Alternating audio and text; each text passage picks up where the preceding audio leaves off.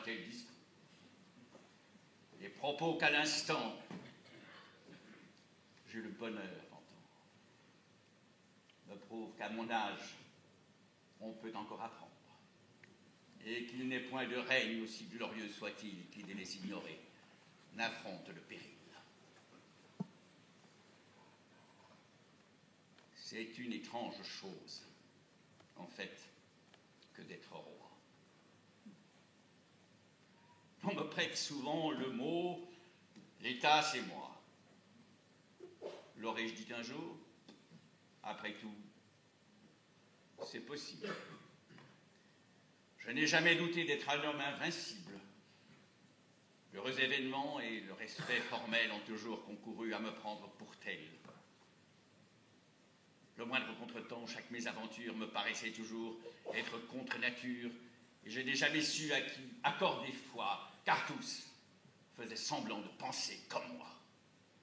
Jamais je n'ai pu voir à la cour un visage qui n'eût l'air d'exister que pour me rendre hommage, et seul je recevais ceux qui voulaient me voir pour flatter ma personne et asseoir mon pouvoir. Que de fois m'a-t-on dit « Majesté, je vous aime ». Et je n'ai jamais su ce qui était pour moi-même. Mais je n'ai jamais pris la peine d'en douter. Je vis de certitude et non de vérité. Ce n'est point tout encore. Jamais je n'ai le temps d'espérer un plaisir, car je l'ai à l'instant. Ce n'est point être heureux que de n'avoir qu'à prendre un plaisir qui jamais ne veut se faire attendre. Je vous avouerai qu'il m'arrive souvent de rêver que je suis un homme, simplement. J'aurai quelques espoirs, sans doute des détresses. J'aurai de vrais amis, peut-être une maîtresse. J'en rêve avec bonheur. J'y songe avec effroi. Je ne souffrirai point de ne plus être roi malgré mes lourds devoirs et mes plaisirs moroses. Vraiment, être roi, c'est une étrange chose.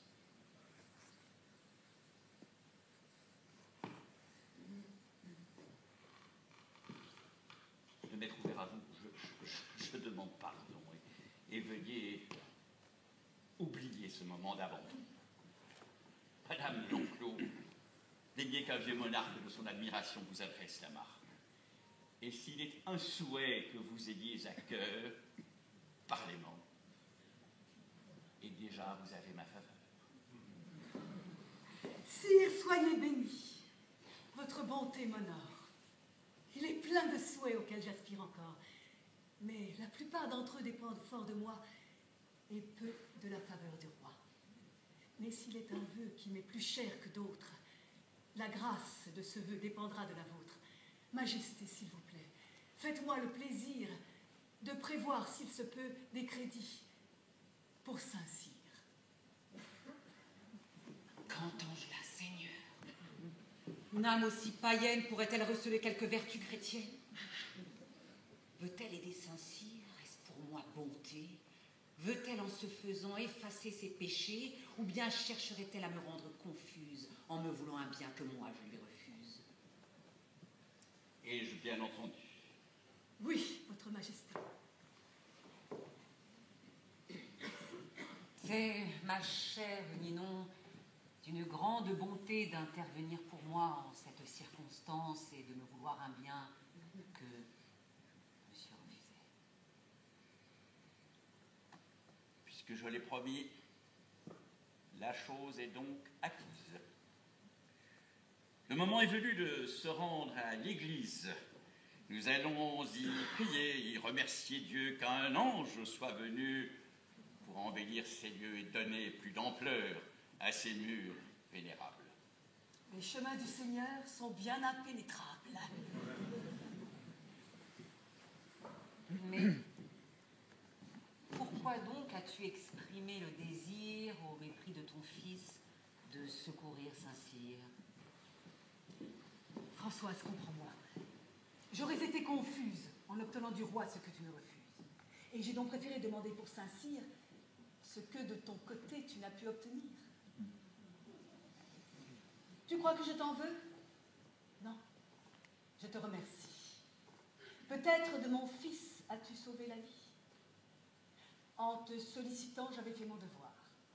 Je ne te cache pas, quand tu m'as fait savoir que tu ne comptais pas agréer ma demande, que ma satisfaction, à vrai dire, fut grande. Voir un beau jour son enfant partir à la guerre n'a jamais vraiment fait le bonheur de lui. Ce vœu venait de lui, et ma présence ici tentait d'y déférer. Tout est fort bien ainsi.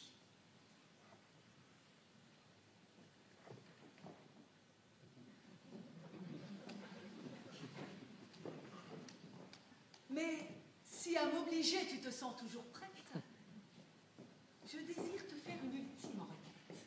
Enseigne avec ta science aux filles de Saint-Cyr la vertu, si tu veux, mais aussi le plaisir.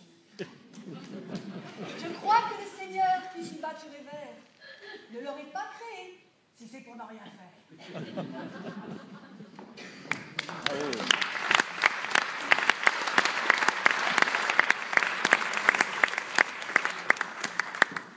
Alors, Françoise, heureuse?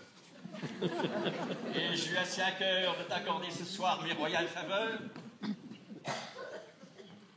Madame de L'Enclos est vraiment une amie. Tendre service, elle me semblait ravie. Il faut dire qu'elle a en femme de boudoir beaucoup de savoir-faire.